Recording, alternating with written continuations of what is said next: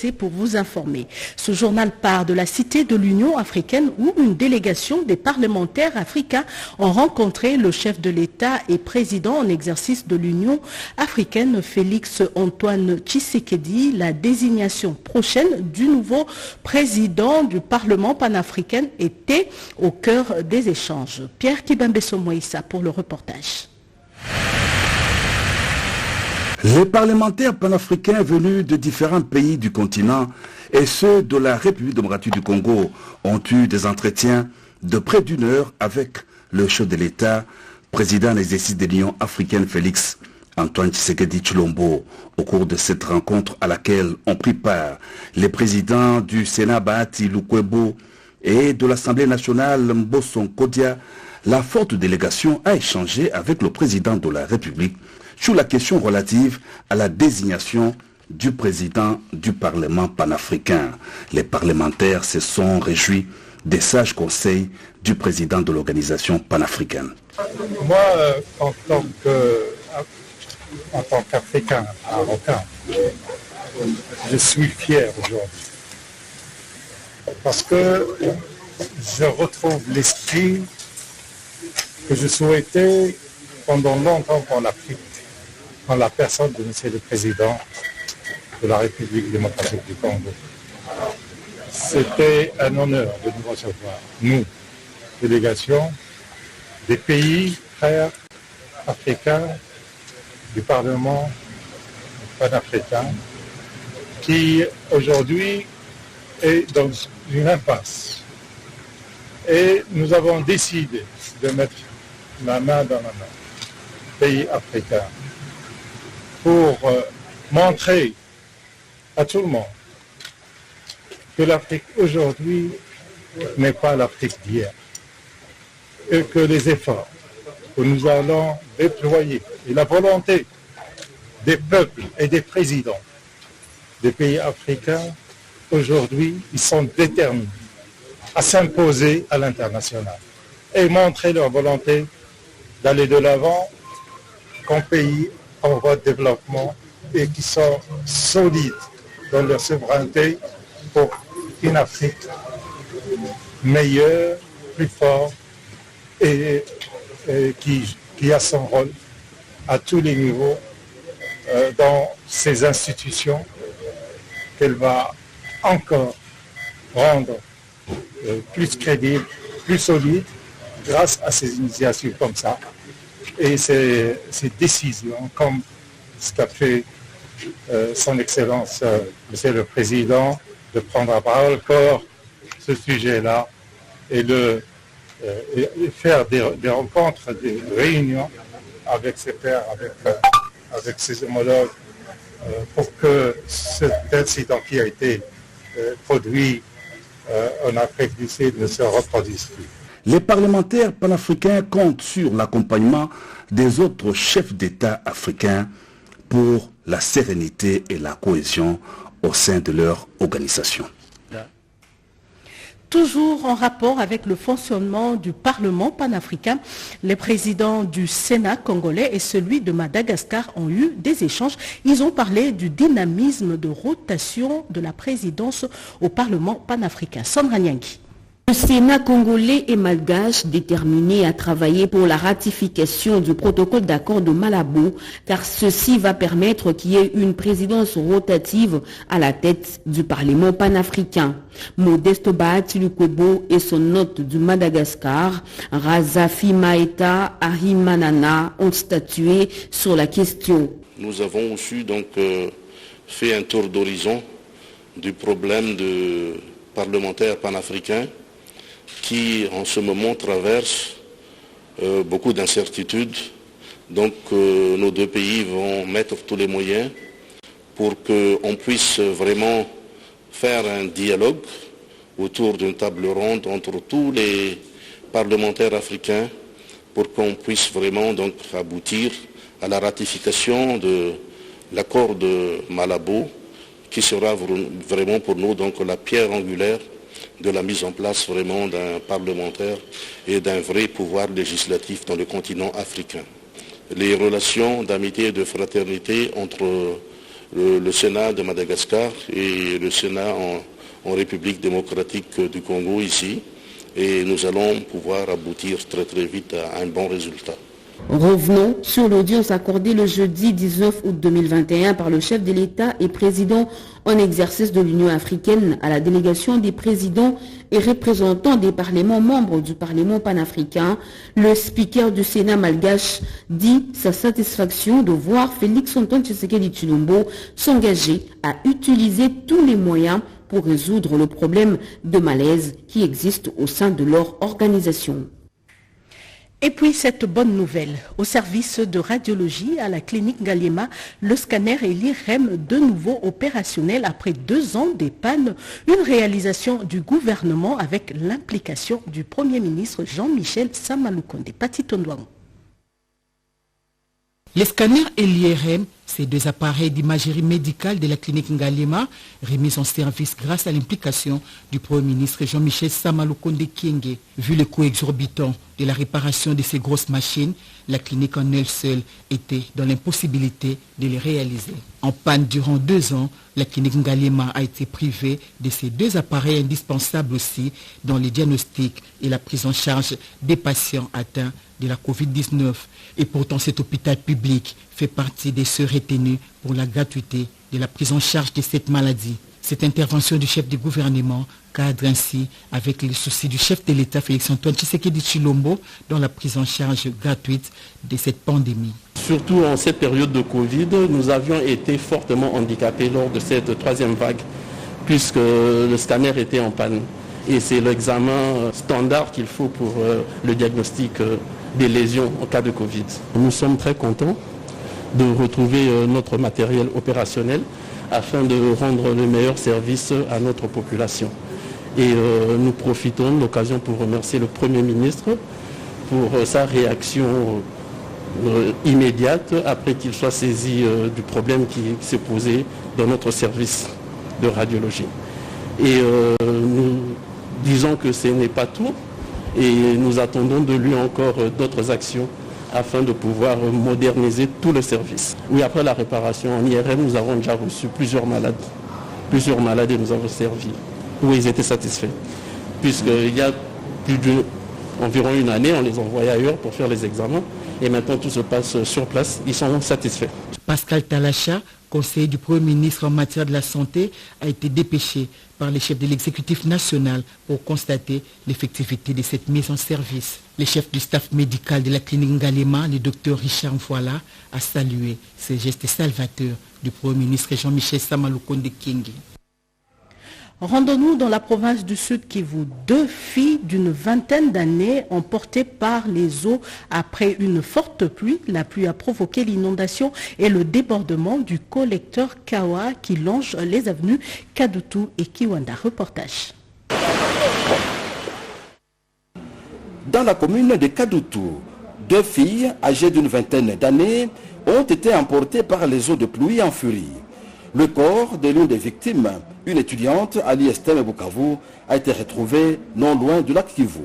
Les quartiers Chimpunda, Nyakaliba et Industriel ont été les plus affectés par les eaux de pluie. La grande avenue industrielle dans la commune d'Ibanda a été transformée en une grande rivière, à un torrent puissant suite au débordement du collecteur Kawa qui longe les communes de Kadutu et d'Ibanda. Les eaux en furie ont charrié tout sur leur passage. Des voitures, des gros camions, des kiosques de commerce, rien n'a été épargné par cette catastrophe naturelle. Le rond-point de la vaste place de l'Indépendance a été impraticable suite au débordement des eaux du collecteur Kawa. Il en est de même de la route de Bagira, où de grosses pierres, charriées par les eaux boueuses, ont bloqué la chaussée, rendant impossible la circulation pendant quelques heures sur ce tronçon routier qui mène vers l'aéroport de Kavumu. Revenons à Kinshasa pour parler cette fois-ci de l'incendie maîtrisé dans les installations de la Direction générale de la RVA, aéroport de Ndolo. Le feu est parti de l'intérieur du bâtiment pour se propager sur l'ensemble des locaux qui abritent le service d'exploitation. Heureusement, il n'y a pas eu de perte en vies humaines. Myriam Madiga. Un incendie s'est déclaré ce vendredi 20 août 2021 dans les installations de la Direction générale de la Régie des voies aériennes RVA. D'après plusieurs témoins, notamment des agents de cette entreprise, l'incendie se serait déclaré à l'intérieur du bâtiment avant de se propager.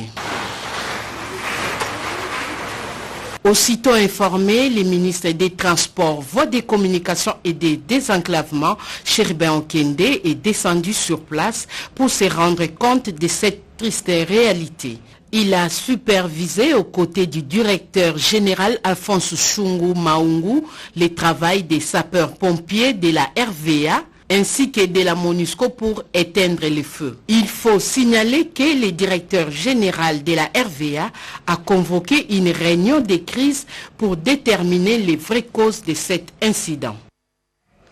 La gouverneure de la Banque centrale du Congo, Malangu Kabedi, est désignée présidente de l'Association des banques centrales de l'Afrique, résolution du symposium de haut niveau organisé par l'Association des banques centrales de l'Afrique sous le thème « Les économies africaines et la pandémie à Covid-19, gestion de la crise et politique de relance économique ». Eugénie Dada Chabani Moukala pour le reportage. La gouverneure de la Banque centrale du Congo, Malangu Kabedi Mboui, est désignée président en exercice de l'Association des banques centrales d'Afrique pour un mandat d'une année. Cette organisation économique régionale vise l'intégration économique et monétaire des pays africains pour booster leur économie. Elle succède à ce poste le gouverneur de la Banque centrale du Rwanda et sera secondée par le gouverneur de la Banque centrale de la Gambie. Elle spécifie sa vision dans cette organisation. Il y a un certain nombre de critères de convergence au niveau de nos économies.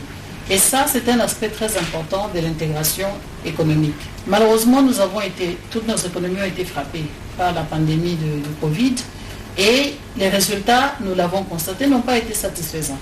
Donc il s'agira de voir comment, à travers le dialogue, nous pouvons passer un message entre nous, banques centrales, et au niveau de la collaboration des différentes banques centrales avec les décideurs économiques dans leur pays, qu'est-ce qu'il convient de faire pour qu'il y ait un peu plus de progrès entre le mois d'août de cette année et le mois d'août de l'année prochaine, lorsque nous ferons le bilan, pour qu'il y ait un peu plus de progrès au niveau de la réalisation de critères de convergence, par exemple. Sa désignation à la tête de cette organisation régionale sanctionne le symposium de haut niveau tenu en virtuel du 19 au 20 août 2021 à la Banque centrale du Congo dans le cadre de la 43e réunion du Conseil des gouverneurs de l'ABCA pour l'année 2021. Revendication rumeur à la radio-télévision nationale congolaise. Le directeur général intérimaire a tenu une réunion avec les directeurs centraux de différents services de la chaîne nationale. On écoute Freddy Moulumba au micro de Emmanuela Commissaire. C'est le salaire. Je viens de vous dire ce que le ministre a transmis les dossiers au BIDI. Ça, c'est la première raison. Deuxième raison, concernant la redevance et la mauvaise gestion. Je vous ai dit que moi, je n'ai pas géré. L'IGF est venu pour voir toutes ces questions de redevance. S'il y a des choses, ce sont des gens qui sont spécialistes en matière, qui vont découvrir, qui ont volé, et qu'est-ce qui s'est passé réellement. C'est pour éviter les rumeurs. On m'a dit, on a dit, et c'est pas bon. Si on s'est réunis, c'est pour vous donner l'information. De dire à vos agents d'être sages. D'abord, quels que soient les problèmes, on ne peut pas saboter le matériel. On ne peut pas. Deuxième chose, quels que soient les problèmes, on négocie. Mes histoires sont très transparentes. Depuis que je suis à la tête, pendant les mois ici, tout est très clair. Et je discute avec des documents sur l'administration. Quand ils se plaignent que je refuse, les documents sont là, c'est affiché. Il faut lire. Pourquoi se fier aux rumeurs? On a dit ceci, cela. Non. Les documents sont affichés. Ils m'écrivent, moi j'écris. Et j'avance des raisons. Donc il faudrait qu'on ait le sens des responsabilités. C'est votre bien. Et quand il y aura la transparence, quand on va mettre tout le monde qui touche l'argent en désordre, quand on va mettre tous les fictifs, ça va vous profiter. Le vice-premier ministre, ministre de l'Intérieur, a visité l'école de formation de la police à Kimpoko dans une concession de 9 hectares. Cette académie permet de bien former et rendre capable la police à remplir correctement sa mission. José Baïtombo. Tout doit être mis en œuvre pour l'aboutissement du projet de construction de l'académie de police de Kinshasa à Kimpoko, dans la commune de Maluku. Détermination ferme du vice-premier ministre, ministre de l'Intérieur et Sécurité, à l'issue d'une visite effectuée sur place. Jusque-là, 5 bâtiments seulement sont sortis de terre. Pour Daniel Aselo Kitowakoy, qui s'est félicité de l'avancement de travaux, il faut donner à ces campus toute sa capacité d'accueil prévue dans ces vastes projets d'importance sous-régionale qui vise non seulement la formation des éléments de la police nationale congolaise, mais aussi lui permettre de se doter des hommes et des femmes à la hauteur des attentes du pays, une police bien formée, républicaine et professionnelle, capable d'assurer ses missions régaliennes. Nous devrions inspecter tous ces sites qui se trouveraient à travers la République pour que nous puissions donner l'information, la vraie, au gouvernement de la République et à son Excellence, Monsieur le Président de la République, pour que ce qui est nécessaire soit fait, et alors le plus rapidement possible, pour que la République ait des effectifs qui puissent permettre à notre peuple de se sentir à l'aise. Étendue sur 30 hectares, l'académie de police doit contenir 19 bâtiments, des amphithéâtres, salles de tir, parcs sportifs, logements pour professeurs, dortoirs additionnels et autres. Dans cette visite sur les terrains, Daniel Aselo s'est fait accompagner de son vice, Jean-Claude Molipe Mandongo. Les Pygmées ont listé leurs revendications et les ont déposées sur la table du vice-premier ministre, ministre de l'Intérieur, la Santé, l'Éducation et la Sécurité en sont le fer de lance. Ce fut à l'occasion de la célébration de la journée du peuple autochtone. Néné Maïzana. La décennie des peuples autochtones pygmées, tel est l'engagement du gouvernement congolais pour les nouveaux contrats sociaux, déclaration faite par le vice-ministre de l'Intérieur et Affaires coutumières, qui a présidé la célébration de la journée internationale des peuples autochtones pygmées en RDC au nom du Premier ministre. De grandes orientations et engagements de la République démocratique du Congo dans les 5 ans à venir sur la question autochtone pygmée. Un engagement pris au niveau international par notre pays et qu'on est appelé à concrétiser à travers la protection des droits des peuples autochtones pygmées, la promotion de leurs pratiques traditionnelles et la sécurisation de leurs terres ancestrales. Joseph Huitongo Adirepale, Patrick Saïdi de DGPA, les accompagnateurs des peuples autochtones et ses organisations ont évoqué plusieurs questions qu'ils ont soumises au VPM, dont la protection de leurs droits, l'éducation, la santé, la justice et tant d'autres. Le peuple autochtone pygmée et les gouvernements congolais viennent de signer un engagement sur 10 ans pour travailler de commun accord. Nous allons cheminer ensemble dans une collaboration sincère et honnête en faveur du développement des peuples autochtones pygmées. Un diplôme de mérite a été décerné au président de l'INAPICO, Kapopo Diwa, pour son combat et la défense des droits des peuples autochtones pygmées. Campagne SOS Rivière pour lutter contre la pollution de rivière à Kinshasa. Le ministère de l'enseignement primaire, secondaire et technique, en collaboration avec l'UNESCO, sensibilise les enseignants et les élèves sur l'état des rivières pour une meilleure gestion. Christine Lenzo. Une vingtaine de rivières, la plupart d'entre elles se trouvent de nos jours transformées en des gigantesques dépotoirs, polluant ainsi les bandes riveraines avec des déchets solides de tout type. C'est dans ces cadres que le ministère de l'enseignement primaire, secondaire et technique, en collaboration avec l'UNESCO, sensibilise les élèves et les enseignants sur l'état des rivières de Kinshasa pour qu'ils aient une éducation éco-responsable pour la sauvegarde de nos rivières. Une des recommandations formulées lors de la célébration de la Journée mondiale de l'eau, c'était le 22 mars 2021, au cours de laquelle notre organisation avait demandé donc à relever le défi d'assainir nos cours d'eau et de moins les polluer, ce qui fait partie d'un objectif pour un monde durable et cela dans un avenir proche. Étant donné que les questions de développement durable, de la lutte contre les changements climatiques, de la conservation de la biodiversité, des cours d'eau ainsi que des services qui en dépendent sont au cœur du programme de l'UNESCO. Cette campagne SOS Rivière prévoit des transformations sur des aspects théoriques et les descentes sur les rives de la rivière Kalamou, Matete, Njili et Yolo. La rivière joue un rôle important dans la vie de l'homme, d'où cette sensibilisation à la racine de la population kino. Parlons justice. Procès Rossi Mukendi, la requête de la prévenue Karine Lokesso a été jugée recevable et non fondée. Les avocats de la commissaire adjointe supérieure Karine Lokesso avaient demandé à la Cour de déclarer l'acte d'accusation de leur cliente Oscar. Marie Kalong pour d'autres précisions. Annuler la procédure antérieure à la comparution de la commissaire supérieure adjointe Lokesso Kosso Karine, prévenue de meurtre et violation de consignes, c'est le vœu qu'avaient exprimé ses avocats de la défense à la cour militaire de Kinshasa-Matete à travers un mémoire unique qu'il avait déposé.